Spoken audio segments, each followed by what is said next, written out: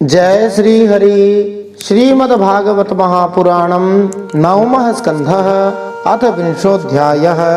अब हम श्रीमद्भागवत महापुराण के 9वें स्कंध में 20वां अध्याय सुनते हैं। इसमें हम पुरु के वंश राजा दुष्यंत और भरत के चरित्र का श्रवण करेंगे। श्री गणेशाय नमः, श्री सरस्वत्यै नमः, श्री गुरवे नमः, श्री पुराण पुरुषोत्तमाय नमः।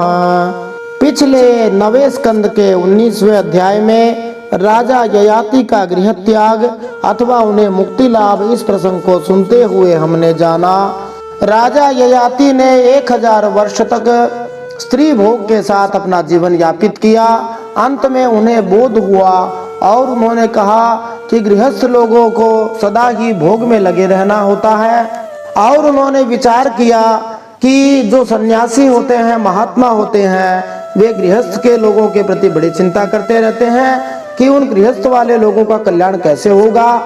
फिर ययाति राजा अपनी पत्नी देवयानी को एक रूपक के द्वारा समझाते हुए कहते हैं, एक बकरा था, वह वन में अकेला ही अपने को अच्छी लगने वाली वस्तुएं ढूंढता हुआ घूम रहा था। एक दिन उसने देखा एक बकरी है जो कुएं में गिरी पड़ी थी। वह बकरा बड़ा कामी था, सोचने लगा इस बकरी को कुएं से बाहर निकाला जाए। उसने अपने सींग से कुएं के पास की धरती खोद दी, रास्ता तैयार कर लिया। जब वह सुंदरी बकरी कुएं से निकली तो उसने उस बकरी से प्रेम करना चाहा। वह दाढ़ी मूछ मंडित बकरा हृष्ट पुष्ट जवान, बकरियों को सुख देने वाला, विहार कुशल और बहुत प्यारा था। जब दूसरी बकरियों ने देखा कि कुएं में गिरी हुई बकरी ने उसे अपना प्रेम पात्र मनी पति चुन लिया है, तब उन्होंने भी उसी को अपना पति बना लिया। वे तो पहले से ही पति की तलाश में थी। उस बकरे के सिर पर कामरूप पिशाच सवार था। वह अकेला ही बहुत सी बकरियों के साथ विहार करने लगा और अपने सब सुध बुध खो बैठा। जब उसकी कुएं में से निकाली हुई प्रियतमा बकरी ने देखा कि मेरा पति जो बकरा है वह दूसरी प्रियतमा बकरी से विहार कर रहा है, तब उसे यह सहन नहीं हुआ। अब इस रूपक का स्पष्टीकरण हम समझते हैं। यहाँ पर महाराज ययाति अपनी तुलना बकरे से कर रहे हैं। माने साधारणतया जितने भी आदमी हैं, पुरुष हैं, वे सब बकरे हैं और देवयानी की तुलना एक बकरी से की जा रही है, मन स्त्री बकरी है। मनुष्य बकरे की तरह इधर उधर भोगों की खोज में लगा रहता है। पुरुष या पति के आश्रय के साथ पत्नी भी बकरी की तरह लगी रहती है, जो मानो संसार रूप अंधकूप में गिरी हुई है।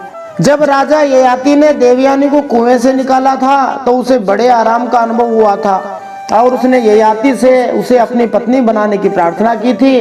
किंतु जब ययाति ने देवयानी को स्वीकार कर लिया, उससे विवाह कर लिया, तो इतना आसक्त हो गया, इतना लिप्त हो गया कि वह न केवल उसी से संभोग करता, अपितु शर्मिष्ठा जैसी दूसरी बकरियों के साथ भी भोग करने लगा, तो भी वह असंतुष्ट ही रहा।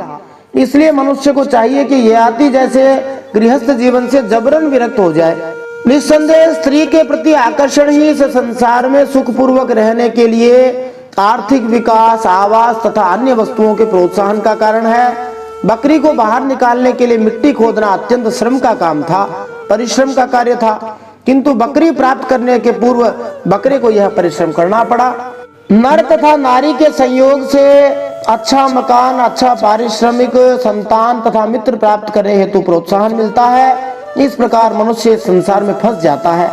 निस्संदेह यदि कोई व्यक्ति विवाह न करे तो उसे अच्छे मकान आदि की आवश्यकता नहीं पड़ती, परंतु विवाह करने के बाद स्त्री के कारण ही आर्थिक विकास होता है, घर बनाता है, नहीं तो लोग जंगलों में ही रहा करते थे। सृष्टि के आदि में ऐसा कहा जाता है, पहले पुरुषों को ही बनाया गया था। बाद में जब ब्रह्मा जी ने देखा कि सब लोग निस्संग हो रहे हैं, तब उन्होंने स्त्री को बनाया था ताकि लोग उसके अंदर उलझे रहें और अपने लक्ष्य को कोई ही प्राप्त कर सकते हैं।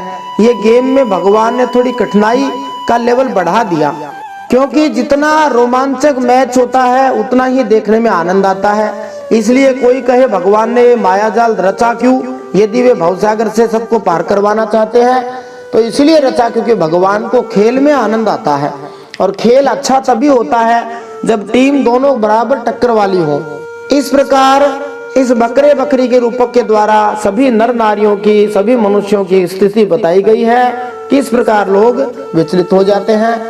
ययाति कहता है पृथ्वी में चाहे जितनी चीजें हो, सोना, पशु, स्त्रियां, ये सारे के सारे मिलकर उस व्यक्ति के मन को प्रसन्न नहीं कर सकते जो कामनाओं के प्रहार से जर्जर हो गया है।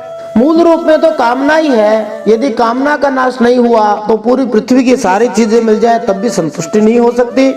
ययाति कहते हैं विषयों के भोगने से भोग वासना कभी भी शांत नहीं होती। जैसे घी की आहुति दी जाए तो अग्नि कभी बुझ नहीं सकती। कोई चाहे कि अग्नि भी बुझ जाए और घी भी डालता रहूं, माने भोगों की इच्छा भी विरक्त हो जाए और साथ में भोग मिलता भी रहे, दोनों काम करने से कभी भी तृप्ति नहीं होती। इनसे तो बरबस ही हटना पड़ता है। चाहे समझ करके हट जाए अथवा उसको थोड़ा भोग करके हट जाए, परंतु अंत में हटना ही पड़ता है। फिर ययाति राजा कहते हैं विषयों की तृष्णा ही दुखों का उत्पत्ति स्थान है। मंदबुद्धि लोग बड़ी कठिनाई से तृष्णा का त्याग कर पाते हैं। पश्चिमी देश और भारत में भी आजकल तो बहुत ज्यादा उम्र वाले लोग जो बूढ़े हो चुके हैं वे भी नाइट क्लबों में जाते हैं, शराब पीना, स्त्रियों की संगति करने में बहुत धन व्यय करते हैं। ऐसे लोग यद्यपि किसी भी वस्तु का भोग करने की दृष्टि से समर्थ नहीं होते हैं, किंतु उनकी तृष्णाएं कभी नहीं मरती है। इसलिए कहा गया है आशा तृष्णा ना मरी, मर मर गए शरीर। आशा तृष्णा नहीं मरती है, शरीर भले ही मर जाए। शरीर जिससे भोग भोगे जाते हैं समय के साथ जर्जर हो जाता है, किंतु बुढ़ापा और अशक्त होने पर भी उसकी इच्छाएं नहीं मरती है। वह अपनी इंद्रियों की इच्छा पूर्ति के लिए इधर उधर मारा मारा फिरने लगता है।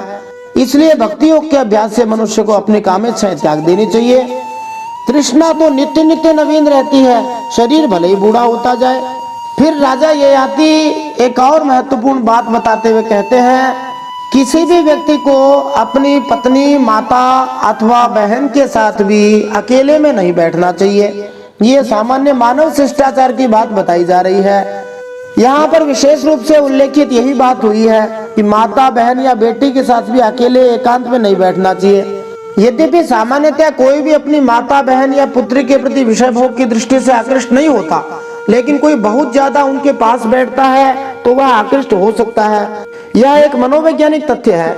ऐसा कहा जा सकता है कि यदि कोई सभ्य जीवन में समुन्नत नहीं है तो आकृष्ट हो सकता है, किंतु यहाँ विशेष रूप से बताया गया है विद्वान समपि कर्षति, कि कोई व्यक्ति अपनी माता, अपनी बहन या बेटी के साथ एकांत में बैठता है तो विद्वान की बुद्धि भी चक्कर खा जाती है और विषय वासनाओं द्वारा आकृष्ट होने से उसका पतन हो सकता है। इसलिए स्त्रियों के साथ व्यवहार करते समय मनुष्य को अत्यधिक सावधान रहना चाहिए, चाहे वह गृहस्थ हो या सन्यासी हो। श्री चैतन्य महाप्रभु ऐसे व्यवहार में, स्त्रियों के साथ व्यवहार में विशेष रूप से संन्यास के बाद अत्यंत कठोर थे। उनके चैतन्य महाप्रभु के निकट कोई भी स्त्री प्रणाम करने हेतु नहीं जा पाती थी और यहाँ चेतावनी भी यही दी गई है कि मनुष्य को स्त्रियों के साथ व्यवहार करते समय अत्यंत सतर्क रहना चाहिए। गीता के परम मर्मज्ञ, गीता पर साधक संजीवनी नामक अद्भुत टीका लिखने वाले परम श्रद्धेय प्रातः स्मरणीय पूज्य स्वामी श्री राम सुखदास जी महाराज इस मामले में बड़े सतर्क रहते थे। जिस प्रकार बताया गया है एकांत में स्त्री आदि से नहीं मिलना चाहिए, स्वामी जी महाराज भी कभी भी स्त्रियों को अपने पास नहीं आने देते थे, दूर से ही प्रणाम करवा लेते थे। परम श्रद्धेय स्वामी जी महाराज चैतन्य महाप्रभु की तरह ही थे और स्वामी जी महाराज ने भी कंचन और कामिनी का पूर्ण रूप से त्याग कर दिया था। एक बार जब उनके गुरु महाराज का भंडारा हो गया था, उसके बाद स्वामी जी ने कभी भी पैसे को हाथ नहीं लगाया और स्त्रियों के मामले में वे बहुत ही सावधानी रखते थे। ऐसी सावधानी प्रत्येक गृहस्थ को भी रखनी चाहिए। सन्यासियों के बारे में तो कहा ही क्या जाए, उन्हें तो निस्संदेह रहना ही चाहिए सावधान। जो इस बात को जानता है कि भौतिक सुख चाहे अच्छा हो या बुरा हो, चाहे इस जीवन में मिले या अगले जीवन में, चाहे इस लोक में मिले या परलोक में मिले, क्षणिक हो अथवा निरर्थक हो, यह जानता है कि बुद्धिमान पुरुष को ऐसी वस्तुओं को भोगने या उसके विषय में सोचने का प्रयास भी नहीं करना चाहिए, वह मनुष्य आत्मज्ञानी कहलाता है। माने जिसने ठीक प्रकार से समझ लिया कि चाहे भोग अच्छे हो या बुरे हो, इस जन्म में मिले चाहे आगे मिले, चाहे स्वर्ग में मिले चाहे इस लोक में मिले, चाहे सदा रहने वाले हो अथवा थोड़ी देर रहने वाले हो, वे सब निरर्थक है। ऐसा ज्ञान जिसको रहता है वह आत्मज्ञानी कहलाता है।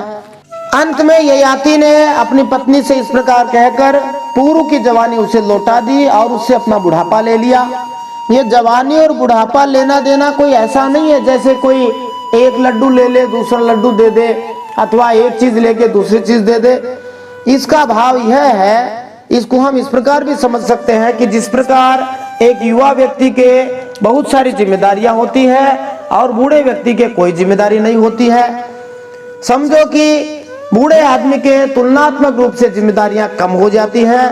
राजा ययाति ने अपने बेटे को तो अपना बुढ़ापा दे दिया था और उसकी जवानी ले ली थी। इसका तात्पर्य यह हुआ कि राजा ययाति ने अपने बेटों से कहा कि तुम लोग आराम से रहो, राज्य व्यवस्था आदि मैं ही संभालता हूँ। परंतु अंत में यही निष्कर्ष निकाला कि निश्चित रूप से राज्य आदि व्यवस्थाएं कोई भी संभालते संभालते मर भले ही जाए, परंतु उसका पूरा पार नहीं पा सकता। इसलिए बेटों से कहा अब तुम ही संभालो। इसलिए उन्होंने जवानी का अदला बदली कर ली। ये भागवत की अद्भुत घटना है, इसको किसी भी उदाहरण के द्वारा समझ पाना बड़ा ही मुश्किल है और ये असाधारण घटना है। इस प्रकार की घटना कहीं देखने में नहीं आई है, ना कहीं सुनने में आई है। श्रीमद् भागवत निस्संदेह अद्भुत है। इसको यदि सुनते हैं तो ज्ञान भक्ति कर्म सभी क्षेत्र में महारथ सफलता प्राप्त हो सकती है। राजा ययाति ने बहुत वर्षों तक इंद्रियों से विषयों का सुख भोगा था, परंतु जैसे पांख निकल आने पर पक्षी अपना घोंसला तुरंत छोड़ देता है, वैसे ही ययाति ने एक ही क्षण में सब कुछ छोड़ दिया। यह उदाहरण बहुत ही महत्वपूर्ण है। प्रत्येक व्यक्ति को जब इस संसार से विदा लेना होता है, एक ही क्षण में सारा खेल खत्म हो जाता है। कैसे व्यक्ति की मृत्यु हो जाती है और उसके हाथ में कुछ भी नहीं रहता है, वही बात यहाँ बताई है। परम श्रद्धेय स्वामी जी श्री रामसुखदास जी महाराज गोस्वामी तुलसीदास जी का एक वचन कहते थे, अंत हूँ तो ही तजेंगे पामर, तू न तजे अब ही ते, मन पछतई है अवसर बीते। अंत में तो सब छोड़ ही देंगे और अभी छोड़ दे तो बढ़िया है। तो वही पक्षी के उदाहरण से समझना है। पक्षी के पांख खाते तुरंत घोंसला छोड़ के उड़ जाता है, ऐसे ही जो हमारे हृदय में विराजमान पक्षी है, हंसला है, वह झटपट ही छोड़ के निकल जाता है। ज्यादा जितनी ममता मोह रखता है उतना ही निकलने में उसको जोर आता है, उतना ही मृत्यु उसके लिए दुखदायी होती है। अब हम श्रीमद् भागवत महापुराण के 9वें स्कंद के 20वें अध्याय में पुरु के वंश राजा दुष्यंत और भरत के चरित्र का वर्णन सुनते हुए इन प्रश्नों के उत्तर प्राप्त कर सकते हैं। राजा परीक्षित किस वंश में पैदा हुए थे? दुष्यंत शकुंतला का आख्यान क्या है? राजा दुष्यंत कौन थे? शकुंतला किसकी पुत्री थी? राजा दुष्यंत ने शकुंतला से किस विधि से विवाह किया था? दुष्यंत पुत्र भरत ने कितने अश्वमेध यज्ञ किए थे? उनमें कितनी गायें उन्होंने दान में दी थी? देवताओं के परम गुरु कौन हैं? मसनार नामक यज्ञ में सोने से सजे हुए कितने लाख हाथी राजा भरत ने दान किए थे? राजा भरत ने कितने हजार वर्ष तक संपूर्ण पृथ्वी का एक छत्र शासन करके क्या निश्चय किया? राजा भरत की तीनों पत्नियों ने अपने बच्चों को क्यों मार डाला था? भरत ने संतान के लिए कौन सा यज्ञ किया? भरद्वाज का क्या अर्थ होता है? उनके जन्म से जुड़ी क्या विचित्र कथा है? यह भरद्वाज वंशी जो ब्राह्मण है, क्षत्रिय हैं, उनसे संबंधित बड़ा महत्वपूर्ण प्रश्न है। भरद्वाज ब्राह्मण थे या क्षत्रिय थे? ये भी एक और महत्वपूर्ण प्रश्न है। इन्हीं भरद्वाज की संतानें भारद्वाज कहलाती हैं। भरद्वाज को किसने गोद लिया था? आइए इन सब प्रश्नों के उत्तर आज के इस 9वें स्कंद के 20वें अध्याय में प्राप्त करते हैं। जय श्री हरि। नारायणं नमस्कृत्य नरं चैव नरोत्तमं देवीं सरस्वतीं व्यासं ततो जयमुदीरयेत्। भगवान श्री नर नारायण को प्रणाम करते हुए श्री गणेश जी महाराज, माता सरस्वती, वेदव्यास भगवान को प्रणाम करते हुए, हृदयाराध्य श्री हरिचरणों में प्रणाम करते हुए, भगवत स्वरूप श्रीमद् भागवत को प्रणाम करते हुए, श्री सुखदेव जी और परीक्षित महाराज को प्रणाम करते हुए, अनंत कोटि सब संत महात्माओं वैष्णवों को प्रणाम करते हुए अब हम श्रीमद् भागवत महापुराण के 9वें स्कंद में 20वां अध्याय सुनते हैं। इसमें हम पुरु के वंश राजा दुष्यंत और भरत के चरित्र का वर्णन करेंगे। श्रीमद्भागवत महापुराणम नवमः स्कंधः अथ विंशोऽध्यायः। श्रीशुक उवाच पूर्वोर्वंशं प्रवक्ष्यामि यत्र जातोऽसि भारत, यत्र राजर्षयो वंशा ब्रह्मवंशाश्च जज्ञिरे। जन्मेजयो ह्यभूत्पूरोः प्रचिन्वांस्तत्सुतस्ततः प्रवीरोऽथ नमस्युर्वै तस्माच्चारुपदो भवात्। श्री सुखदेव जी अध्याय का आरंभ करते हुए कहते हैं, परीक्षित, अब मैं राजा पुरु के वंश का वर्णन करूंगा। इसी वंश में तुम्हारा जन्म हुआ है। इसी वंश के वंशधर बहुत से राजर्षि और ब्रह्मर्षि भी हुए हैं। इतिहास में ऐसे अनेक उदाहरण मिलते हैं जिनसे हमें पता लगता है कि क्षत्रियों से अनेक ब्राह्मण उत्पन्न हुए, ब्राह्मणों से अनेक क्षत्रिय उत्पन्न हुए हैं। इसलिए कोई चाहे जिस कुल में जन्म ले, जब वह किसी विशेष वर्ग के लक्षणों से युक्त होता है तो उसका वर्णन उसी के अनुसार किया जाता है। पुरु का पुत्र हुआ जन्मेजय, जन्मेजय का प्रचिन्वान, प्रचिन्वान का प्रवीर, प्रवीर का नमस्यु, नमस्यु का पुत्र हुआ चारुपद। तस्य सुद्युरभूत् पुत्र तस्मात् बहुगवस्ततः संयातिस्तस्याहं याति रौद्राश्वस्तत्सुतः स्मृतः। ऋतेयुस्तस्य कुक्षेयुः स्थण्डिलेयुः कृतेयुकः जलेयुः सन्ततेयुश्च धर्म सत्यव्रतेयवः। दशैतेऽप्सरसः पुत्रा वनेयुश्चावमः स्मृतः घृताच्यामिन्द्रियाणि व मुख्यस्य जगदात्मनः। चारुपद से सुद्यु, सुद्यु से बहुगव, बहुगव से संयाति, संयाति से अहम याति, अहम याति से रौद्राशु हुआ। जैसे विश्वात्मा प्रधान प्राण से 10 इंद्रियां होती हैं, वैसे ही घृताची अप्सरा के गर्भ से रौद्राश्व के 10 पुत्र हुए। ऋतेयु, कुक्षेयु, स्थण्डिलेयु, कृतेयु, जलेयु, संततेयु, धर्मेयु, सत्येयु, व्रतेयु और सबसे छोटा वनेयु। ऋतेयोरंति भारो भूत त्रयस्तस्यात्मजा नृप सुमतिर्ध्रुवो प्रतिरथः कण्वो प्रतिरथात्मजः। तस्य मेधातिथिस्तस्मात् प्रस्कण्वाद्याद्विजातयः पुत्रो भूत् सुमतेरैभ्यो दुष्यन्तस्तत्सुतो मतः। उनमें से ऋतेयु का पुत्र रंतिभार हुआ। रंतिभार के 3 पुत्र हुए, सुमति, ध्रुव और अप्रतिरथ। अप्रतिरथ के पुत्र का नाम था कण्व। कण्व का पुत्र था मेधातिथि। इसी मेधातिथि से प्रस्कण्व आदि ब्राह्मण उत्पन्न हुए। सुमति का पुत्र रैभ्य हुआ। इसी रैभ्य का पुत्र दुष्यंत था। दुष्यंतो मृगयाम यातः कण्वाश्रम पदम गतः तत्रासीनं स्वप्रभया मंडयन्तीं रमामिव। विलोक्य सद्यो मुमुहे देवमायामिव स्त्रियं बभाषे तां वरारोहां भटैः कतिपयैर्वृतः। एक बार दुष्यंत वन में अपने कुछ सैनिकों के साथ शिकार करने के लिए गया। उधर ही वे कण्व मुनि के आश्रम पर जा पहुंचे। उस आश्रम पर देव माया के समान मनोहर एक स्त्री बैठी हुई थी। उसकी लक्ष्मी के समान अंग कांति से वह आश्रम जगमगा रहा था। उस सुंदरी को देखते ही दुष्यंत मोहित हो गए और उससे बातचीत करने लग गए। तद्दर्शन प्रमुदितः सन्निवृत्त परिश्रमः पप्रच्छ काम संतप्तः प्रहसन् श्लक्ष्णया गिरा। का त्वं कमलपत्राक्षी कस्यासि हृदयङ्गमे किं वा चिकीर्षितं त्वत्र भवत्या निर्जने वने। उस कन्या को देखने से दुष्यंत को बड़ा आनंद हुआ। उनके मन में काम वासना जागृत हो गई। थकावट दूर करने के बाद उन्होंने बड़ी मधुर वाणी से मुस्कुराते हुए उससे पूछा, कमल दल के समान सुंदर नेत्रों वाली देवी, तुम कौन हो, किसकी पुत्री हो? मेरे हृदय को अपनी ओर आकर्षित करने वाली सुंदरी, तुम इस निर्जन वन में रहकर क्या करना चाहती हो? व्यक्तम राजन्य तनयाम वेद्म्यहम त्वाम सुमध्यमे न हि चेतः पौरवाणाम धर्मे रमते क्वचित्।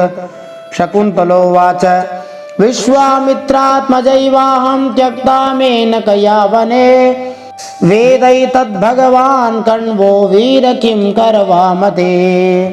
दुष्यंत ने पूछा, सुंदरी, मैं स्पष्ट समझ रहा हूं कि तुम किसी क्षत्रिय की कन्या हो, क्योंकि पुरु वंशियों का चित्त कभी अधर्म की ओर नहीं झुकता है। महाराज दुष्यंत ने अप्रत्यक्ष रूप से शकुंतला से विवाह करने की अपनी इच्छा व्यक्त कर दी, क्योंकि उसे लगा कि शकुंतला किसी क्षत्रिय राजा की पुत्री है। तब शकुंतला ने कहा, आपका कहना सही है, मैं विश्वामित्र जी की बेटी हूँ। मेनका अप्सरा ने मुझे वन में छोड़ दिया था। इस बात के साक्षी हैं मेरा पालन पोषण करने वाले मेरे पिता महर्षि कण्व, जो मेरे पालक पिता है। वीर शिरोमणि, मैं आपकी क्या सेवा करूं? शकुंतला ने महाराज दुष्यंत को बतलाया कि यद्यपि उसने अपने माता पिता को कभी देखा नहीं है, न उनके विषय में कुछ जानती है, लेकिन कण्व मुनि उसके विषय में पूर्ण रूपेण जानते हैं। आस्यताम जरविंदाक्ष गृह्यताम अर्हणं च नः भुज्यताम सन्ति निवारा उच्यताम यदि रोचते। दुष्यंत उवाच उपपन्नमिदं शुभ्रो जातायः कुशिकान्वये स्वयं ही वृणुते राज्ञां कन्यकः सदृशं वरम।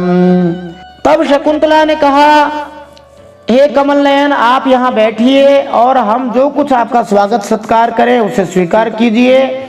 आश्रम में कुछ नीवार, जिसको तिन्नी का भात कहते हैं, वो उपलब्ध है।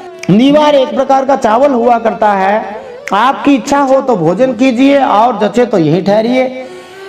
दुष्यंत ने कहा, सुंदरी, तुम कुशिक वंश में उत्पन्न हुई हो, इसलिए इस प्रकार का आतिथ्य सत्कार तुम्हारे योग्य ही है, क्योंकि राजकन्याएं स्वयं ही अपने योग्य पति को वर्ण कर लिया करती हैं। इस प्रकार हम देखते हैं कि शकुंतला ने संकेत कर दिया कि वह महाराज दुष्यंत को भी पति रूप में चाहती है। जहां तक महाराज दुष्यंत की बात थी, तो वह तो प्रारंभ से ही, जब से उसने देखा था, शकुंतला को पत्नी रूप में चाह रहा था, इसलिए पति पत्नी के रूप में मिलने की स्वीकृति स्वाभाविक थी। शकुंतला को विवाह हेतु प्रोत्साहित करने के लिए ही महाराज दुष्यंत ने उसे स्मरण कराया कि राजकन्या के नाते उसे अपना वर खुली सभा में अर्थात स्वयंवर में चुनना चाहिए। आर्य सभ्यता के इतिहास में ऐसे अनेक उदाहरण मिलते हैं, जिनमें सुप्रसिद्ध राजकुमारी ने स्वयंवर द्वारा पति का चुनाव किया है। उदाहरणार्थ, जानकी मैया सीता जी ने श्री रामचंद्र जी को ऐसी ही प्रतियोगिता में पति रूप में चुना था। द्रौपदी ने अर्जुन को चुना था। ऐसे और बहुत से उदाहरण हैं। इसलिए सहमति से या खुली प्रतियोगिता में अपना वर चुनने की छूट थी। विवाह 8 प्रकार के हुआ करते हैं, जिनमें पारस्परिक सहमति द्वारा विवाह करना गांधर्व विवाह कहलाता है। आजकल की भाषा में इसको लव मैरिज कह देते हैं। सामान्यतः माता पिता अपने पुत्री पुत्र के लिए वर कन्या का चुनाव करते हैं, परंतु गंधर्व विवाह स्वयं के चुनाव से होता है।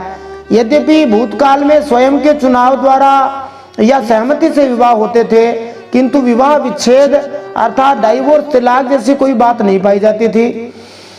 निस्संदेह निम्न जातियों में असहमति होने पर विवाह विच्छेद होता था, किंतु सहमति से विवाह की प्रथा उच्चतम जातियों में भी थी। राजसी क्षत्रिय परिवारों में तो यह विशेष रूप से प्रचलित थी। महाराज दुष्यंत द्वारा शकुंतला को पत्नी रूप में ग्रहण करना वैदिक संस्कृति के अनुरूप था। यह विवाह जिस रूप में हुआ उसका वर्णन अगले श्लोक में हुआ है। ओम इत्युक्ते यथा धर्मम् उपये में शकुंतलाम् गांधर्व विधिना राजा देश काल विधान वेत अमोघ वीर्यो राजर्षिर्महिष्यां वीर्यमादधे श्वभूते स्वपुरं यातः कालेनासूत सासुतम्। शकुंतला की स्वीकृति मिल जाने पर देश काल आयु शास्त्र की आज्ञा को जानने वाले राजा दुष्यंत ने गांधर्व विधि से धर्मानुसार शकुंतला के साथ विवाह कर लिया। संस्कृत भाषा में ओम शब्द का अर्थ हाँ भी होता है, और दूसरा ओम का अर्थ ओमकार या प्रणव है, जो श्री भगवान का ही शब्द स्वरूप है। श्रीमद् भगवत गीता में कहा गया है, ऐ ऊ मैं, ये 3 अक्षर मिलकर ओम द्वारा श्री भगवान का प्रतिनिधित्व करते हैं। ओम तत्सदिति निर्देशो, यह भी कहा गया है। धार्मिक सिद्धांतों का अभिप्राय भगवान के आशीर्वाद तथा अनुग्रह का आह्वान करना है, क्योंकि श्रीमद् भगवत गीता में भगवान श्री कृष्ण स्वयं कहते हैं कि जो कामनाएं धर्म के विपरीत नहीं हैं, उनमें वे स्वयं उपस्थित रहते हैं। धर्मा विरुद्धो भूतेषु कामोस्मि भरतर्षभ। यहाँ पर विधिना शब्द का अर्थ है धार्मिक सिद्धांतों के अनुसार। वैदिक संस्कृति में धार्मिक सिद्धांतों के अनुसार स्त्री तथा पुरुष के संयोग की अनुमति है। मित्रों के रूप में स्त्रियों तथा पुरुषों का यौन संयोग अधार्मिक है, इसकी अनुमति नहीं दी जाती है। जिस गंधर्व विवाह के नाम पर आजकल व्यभिचार फैल रहा है, वो पूरी तरह से अधार्मिक और गलत है। राजर्षि दुष्यंत का वीर्य अमोघ था। रात्रि में वहां रहकर दुष्यंत ने शकुंतला का सहवास किया। दूसरे दिन सवेरे वे अपनी राजधानी लौट आए। समय आने पर शकुंतला को एक पुत्र उत्पन्न हुआ। कण्वः कुमारस्य वने चक्रे समुचिता क्रियाः बद्ध्वा मृगेन्द्रास्तरसा क्रीडति स्म स बालकः तम दुरत्यय विक्रान्तमादाय प्रमदोत्तमा हरेरंशांस संभूतम भर्तुरंतिकमागमत्। महर्षि कण्व ने वन में ही राजकुमार के जात कर्म आदि संस्कार विधि पूर्वक संपन्न किए। तो वह बालक बचपन में ही इतना बलवान था कि बड़े बड़े सिंहों को बलपूर्वक बांध लेता और उनसे खेला करता था। वह बालक भगवान श्री विष्णु के अंशांश अवतार के रूप में था। उसका बल विक्रम अपरिमित था। उसे अपने साथ लेकर रमणी रत्न शकुंतला अपने पति दुष्यंत के पास गई। यदा न जगृहे राजा भार्या पुत्रा वनिंदितौ शृण्वतां सर्वभूतानां खेवागाः शरीरिणी माता भस्त्रा पितुः पुत्रो येन जातः स एव सः भरस्वपुत्रं दुष्यन्त मावमंस्थः शकुंतलाम्। जब राजा दुष्यंत ने अपनी निर्दोष पत्नी और पुत्र को स्वीकार नहीं किया, तब जिसका वक्ता दिख नहीं रहा था, जिसे सब लोगों ने सुना, ऐसी आकाशवाणी हुई। महाराज दुष्यंत जानते थे कि शकुंतला उनकी पत्नी और छोटा बालक उनका पुत्र है, किंतु बाहर से आने और प्रजा को ज्ञान न होने से दुष्यंत ने पहले उन्हें स्वीकार नहीं किया। किंतु शकुंतला इतनी सती थी कि आकाशवाणी ने संपूर्ण सच्चाई बतला दी, जिसे दूसरे लोगों ने भी सुन लिया। जब सब लोगों को पता चल गया कि शकुंतला तथा उसका पुत्र राजा के ही पत्नी एवं पुत्र हैं, तो राजा ने अंत में उन्हें स्वीकार कर लिया। आकाशवाणी ने कहा, पुत्र उत्पन्न करने में माता तो केवल धोखनी की तरह है। वास्तव में पुत्र पिता का ही होता है, क्योंकि पिता ही पुत्र के रूप में उत्पन्न होता है। जैसा कि वेद श्रुति कहती है, आत्मा वही जायते पुत्र है। इसलिए दुष्यंत, तुम शकुंतला का तिरस्कार न करो, अपने पुत्र का भरण पोषण करो। वैदिक आदेशों के अनुसार आत्मा वही पुत्र नामासी, पिता ही पुत्र बनता है। श्रीमद् भगवत गीता में श्री भगवान कहते हैं, वे सभी जीवों के वीर्यदाता पिता हैं। अहम बीजप्रदः पिता। इसीलिए भगवान उनके पालन पोषण के लिए उत्तरदायी हैं। वेदों से भी हमें इसकी पुष्टि होती है। एको बहूनाम यो विदधाति कामान। यद्यपि भगवान एक हैं, किंतु सभी जीवों की आवश्यकताओं को पूरा करने वाले हैं। समस्त जीव विविध रूप में श्री भगवान के पुत्र हैं, इसलिए पिता के रूप में वे उन्हें विभिन्न शरीरों के अनुसार भोजन प्रदान करते हैं। चींटी को चीनी का एक कण प्रदान किया जाता है, हाथी को बहुत सारा भोजन दिया जाता है, कीड़ी को कण, हाथी को मण दिया जाता है, किंतु प्रत्येक जीव को खाने हेतु भोजन अवश्य मिलता है। इसलिए ज्यादा जनसंख्या कोई प्रश्न नहीं है, क्योंकि हमारे पिता भगवान हैं जो पूर्णतः ऐश्वर्यवान हैं। इसलिए भोजन के अभाव का प्रश्न उठता ही नहीं, और जब भोजन का अभाव ही नहीं है तो अधिक जनसंख्या का जो प्रचार हो रहा है वह मिथ्या है। वास्तव में किसी को भोजन की कमी तब होती है जब पिता के आदेश से प्रकृति भोजन देना बंद कर देती है। जीव की स्थिति के अनुसार ही यह बात कही जाती है या तय की जाती है कि भोजन मिलेगा या नहीं मिलेगा। जैसे किसी रोगी व्यक्ति को भोजन ग्रहण करने से वैद्य द्वारा मना किया जाता है, तो इसका अर्थ यह नहीं होता कि भोजन की कमी है, अपितु रोगी को भोजन न देना ही रोग का उपचार होता है। फिर आकाशवाणी आगे कहती है, रेतोधा पुत्रो नयति नरदेव यमक्षयात् त्वं चास्य धाता गर्भस्य सत्यमाह शकुंतला पितर्युपरते सोपि चक्रवर्ती महायशाः महिमा गीयते तस्य हरेरंश भुवो भुवि। आकाशवाणी ने कहा, वंश की वृद्धि करने वाला पुत्र अपने पिता को नरक से उबार लेता है। शकुंतला का कहना बिल्कुल ठीक है, इस गर्भ को धारण कराने वाले तुम ही हो। वैदिक स्मृति के अनुसार पुन्नामनो नरकाद यस्माद पितरम त्रायते सुतः तस्मात् पुत्र इति प्रोक्तः स्वयमेव स्वयंभुवा। अपने पिता को पुत्र नामक नरक के दंड से बचाने के कारण बेटा पुत्र कहलाता है। किंतु यदि पत्नी अपने पति की आज्ञाकारिणी हो तो पिता का उद्धार हो जाने पर माता का भी उद्धार हो जाता है। इसलिए वैदिक साहित्य में विवाह विच्छेद का नामो निशान नहीं मिलता है। पत्नी को सदा सती तथा पति की आज्ञाकारिणी बनने का प्रशिक्षण दिया जाता है। क्योंकि इससे किसी भी दुर्अवस्था में उसका उद्धार हो जाता है। इसलिए खास बात ध्यान देने की यहाँ यही है कि पति पत्नी को किसी भी परिस्थिति में अलग नहीं हो जाना चाहिए, क्योंकि यदि उनसे संतान हो जिसे वे वैष्णव बना सके तो वह माता पिता दोनों को यमराज के चंगुल से मुक्त करा सकता है और नारकीय जीवन के दंड से उबार सकता है। सुखदेव जी कहते हैं, पिता दुष्यंत की मृत्यु हो जाने के बाद वह परम यशस्वी बालक चक्रवर्ती सम्राट हुआ। उसका जन्म भगवान के अंश से हुआ था। आज भी पृथ्वी पर उसकी महिमा का गान किया जाता है। श्रीमद् भगवत गीता 10वें अध्याय 41वें श्लोक में श्री भगवान ने कहा, यद यद विभूति मत सत्वम श्रीमदूर्जितमेव वा तत्तदेवावगच्छत्वम मम तेजोंश संभवम। जो कोई अद्वितीय शक्तिशाली होता है उसे श्री भगवान के ऐश्वर्य का अंशरूप मानना चाहिए। इसलिए जब महाराज दुष्यंत का पुत्र संपूर्ण विश्व का सम्राट बन गया तो वह उसी प्रकार विख्यात हुआ, क्योंकि वह भगवान का अंश था। अब दुष्यंत और शकुंतला के पुत्र का नाम बताया जा रहा है। इतनी देर केवल बात की जा रही थी। चक्रम दक्षिण हस्तेस्य पद्म कोशोस्य पादयोः ईजे महाभिषेकेण सोभिषेक्तो धीराड विभुः पंच पंचाशतामेध्यैर गंगायामनुवाजिभिः मामतेयं पुरोधाय यमुनायामनु प्रभुः। उसके दाहिने हाथ में चक्र का चिन्ह था, पैरों में कमल कोश का। महाभिषेक की विधि से राजा धीराज के पद पर उसका अभिषेक किया गया। उसका नाम था भरत, जो बड़ा ही शक्तिशाली राजा था। बहुत सारे स्थानों पर आता है कि इसी भरत के नाम पर भारत देश का नाम भारत पड़ा। भरत ने ममता के पुत्र दीर्घतमा मुनि को पुरोहित बनाकर गंगा तट पर गंगा सागर से लेकर गंगोत्री पर्यंत 55 पवित्र अश्वमेध यज्ञ किए थे। और इसी प्रकार यमुना तट पर भी प्रयाग से लेकर यमुनोत्री तक उन्होंने 78 अश्वमेध यज्ञ किए थे।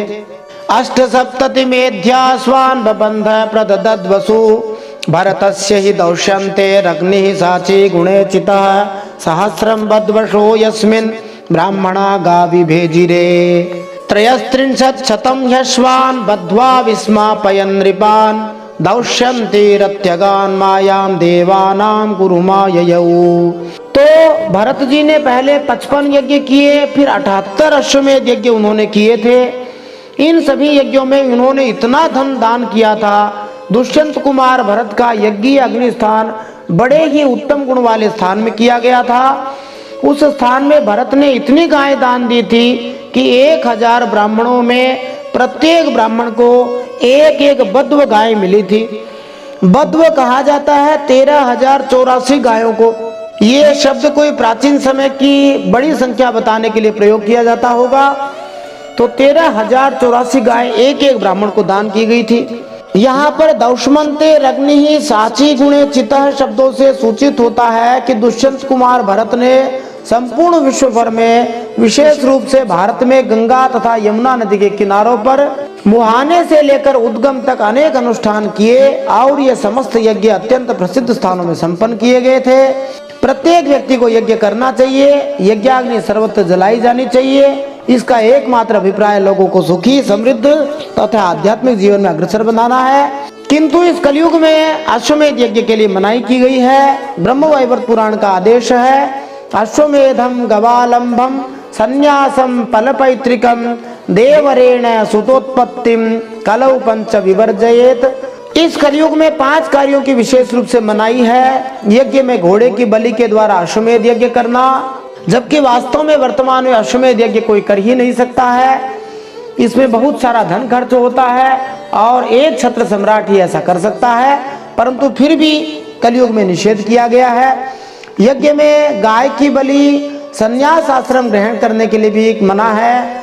पितरों को मांस का तर्पण तथा भाई की पत्नी से पुत्र उत्पन्न करना, ये सब कलयुग में विशेष रूप से निषेध है। इस प्रकार राजा भरत ने उन यज्ञों में 133 मानी 55 पहले के, फिर 78 बाद में किए अश्वमेध यज्ञ। इतने घोड़े मानी 133 घोड़े बांधकर सभी नरपतियों को असीम आश्चर्य में डाल दिया था। इन यज्ञों के द्वारा इस लोक में तो राजा भरत को परम यश मिलता ही, अंत में उन्होंने माया पर भी विजय प्राप्त की और देवताओं के परम गुरु भगवान श्री हरि को प्राप्त कर लिया। कितने भी यज्ञ करो, अंतिम परिणति भगवान श्री विष्णु के धाम में पहुंचना है। जिसे भगवान के चरणों में प्रेम प्राप्त हो जाता है वह स्वर्ग लोक के देवताओं के ऐश्वर्य से भी आगे निकल जाता है। जैसा कि श्रीमद् भगवत गीता 6 अध्याय 22वें श्लोक में लिखा है, यम लब्ध्वा चापरम लाभम मन्यते नाधिकम ततः यस्मिन् स्थितो न दुःखेन गुरुणापि विचाल्यते। जिस परम लाभ को, परमात्मा को प्राप्त करने के बाद और कोई लाभ बाकी नहीं रहता, यह सर्वश्रेष्ठ लाभ है। भगवान के चरणों की प्राप्ति जीवन की सबसे बड़ी उपलब्धि है। मृगान शुक्लदतः कृष्णान हिरण्येन परिवृतान अदात कर्मणि मश्नारे नियुतानि चतुर्दश भरतस्य महत्कर्म न पूर्वे न परे नृपाः नैवापुर्नैव प्राप्स्यन्ति बाहुभ्याम त्रिदिवम यथा।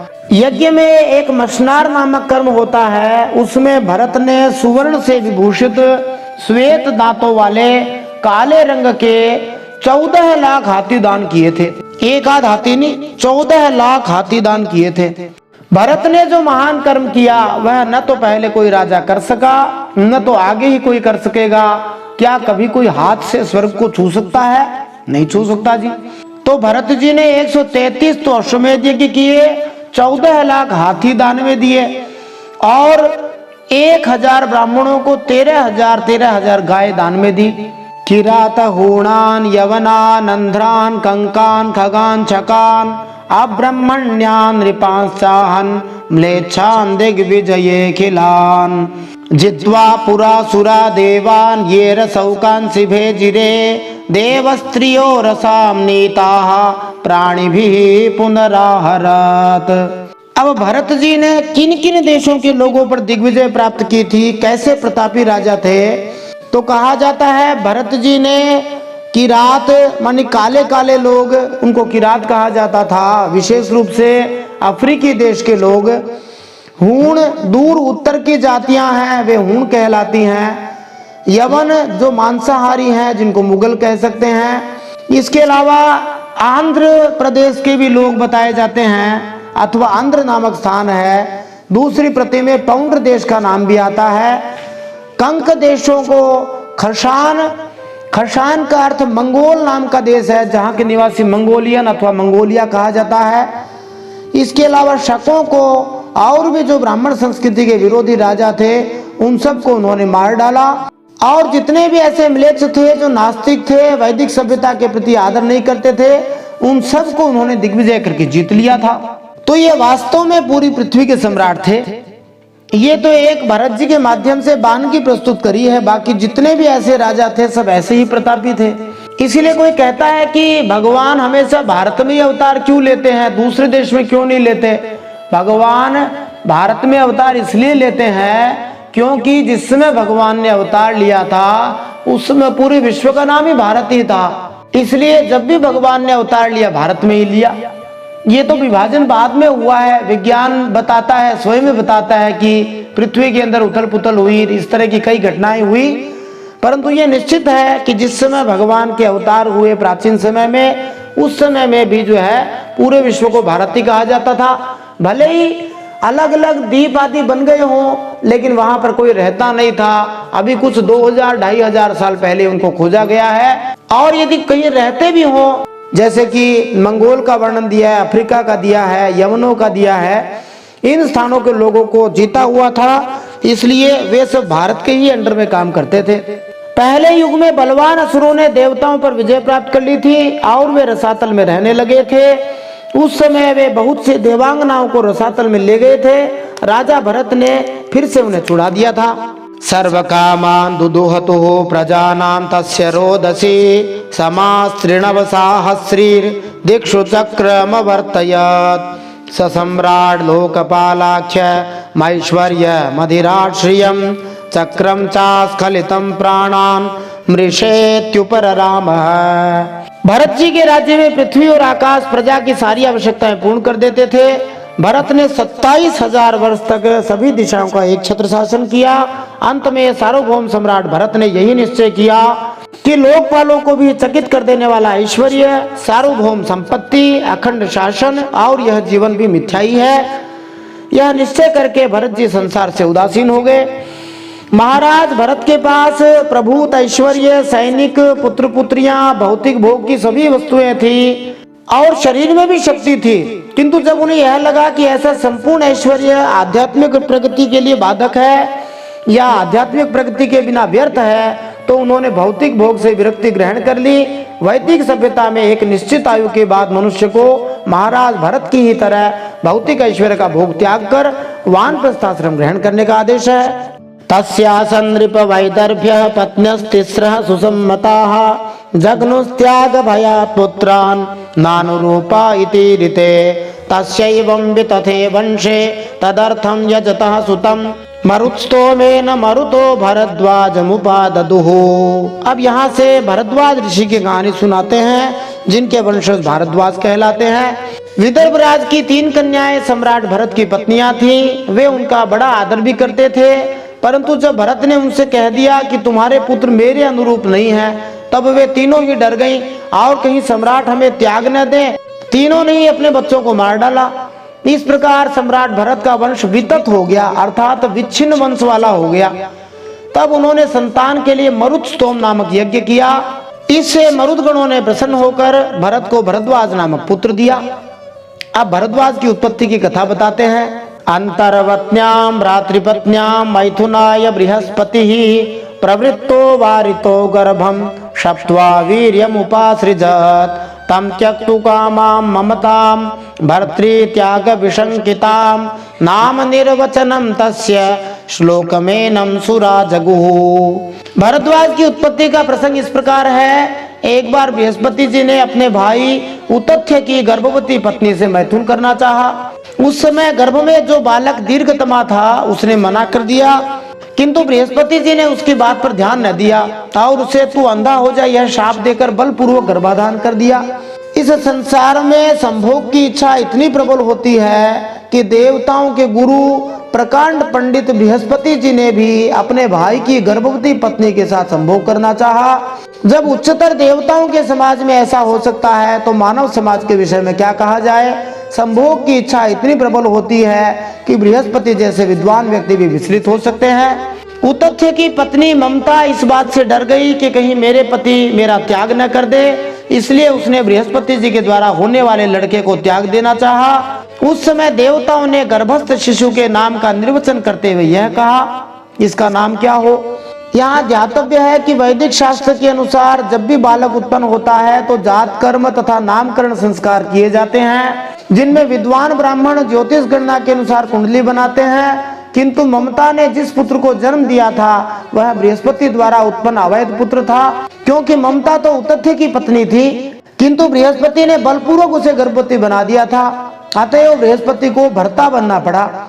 फिर उसका नामकरण बताया जाता है। मूढ़े भरद्वाजमिमं भरद्वाजं बृहस्पते यातौ यदुक्त्वा पितरौ भरद्वाजस्ततः स्वयं चोद्यमानासुरैरेवं मत्वा वितथमात्मजं व्यसृजन् मरुतो बिभ्रन् दत्तोऽयं वितथेन्वये। बृहस्पति जी कहते हैं, अरे मूढ़े, यह मेरा औरस और मेरे भाई का क्षेत्रज इस प्रकार दोनों का पुत्र है, इसलिए दोनों का पुत्र होने के कारण द्वाभ्याम जाता है इति द्वाज है, दो से उत्पन्न हुआ इसलिए द्वाज हो गया। इसलिए तू डर मत, इसका भरण पोषण कर भर। इस पर ममता ने कहा, बृहस्पति यह मेरे पति का नहीं, हम दोनों का ही पुत्र है, इसलिए तुम ही इसका भरण पोषण करो। इस प्रकार आपस में विवाद करते हुए माता पिता दोनों ही उसको छोड़कर चले गए, इसलिए उस लड़के का नाम भरद्वाज हो गया। देवताओं के द्वारा नाम का ऐसा निर्वचन होने पर भी ममता ने यही समझा कि मेरा यह पुत्र वितथ अर्थात अन्याय से पैदा हुआ है, अतः उसने उस बच्चे को छोड़ दिया। अब मरुदगणों ने उसका पालन किया और राजा भरत का वंश नष्ट होने लगा, तब उसे लाकर उनको दे दिया। यही वितत भरद्वाज भरत का दत्तक पुत्र हुआ। इस श्लोक से यह समझा जा सकता है कि जिन्हें स्वर्गलोक में त्याग दिया जाता है उन्हें इस पृथ्वीलोक में अत्यंत उच्च परिवारों में जन्म लेने का अवसर दिया जाता है। इस प्रकार हम देखते हैं कि भरद्वाज जी पहले ब्राह्मण थे, बाद में भरत के पुत्र होने के कारण से वे क्षत्रिय हो गए, फिर वे आगे अपनी तपस्या से ब्राह्मण हो जाएंगे और उनके वंशज भारद्वाज कहलाएंगे। इसलिए संभवतः भारद्वाज ब्राह्मण और क्षत्रिय दोनों ही होते हैं। श्रीमद् भागवत महापुराण की जय। परम सत्य श्री हरि की जय। भागवत जी में ऐसी विचित्र विचित्र और दुर्लभ कहानियां हैं। इति श्रीमद् भागवते महापुराणे पारमहंस्यां संहितायां नवमस्कंधे विंशोऽध्यायः श्रीमन्नारायणार्पणमस्तु। इस प्रकार श्रीमद् भागवत महापुराण परमहंसों की संहिता नवम स्कंध में 20वां अध्याय भगवान श्री नारायण के चरणों में समर्पित हो।